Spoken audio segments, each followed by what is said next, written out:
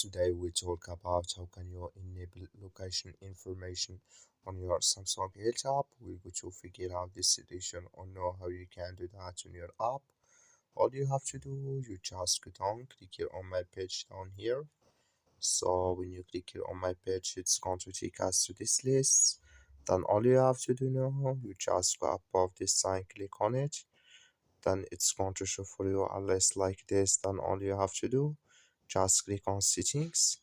So then it's going to take you to this list here. Then all you have to do now, you just go down, you keep going down here, then you come here to location information here. You click in this sign, then like you see here this color, so you click on agree, and you click again on agree here. So here if you want to share location to show water here, just click here on this agree here. Then like you say, location information it's enabled with us now here. That's all you have to do. Thank you for watching. Don't forget to support us by like and subscribe.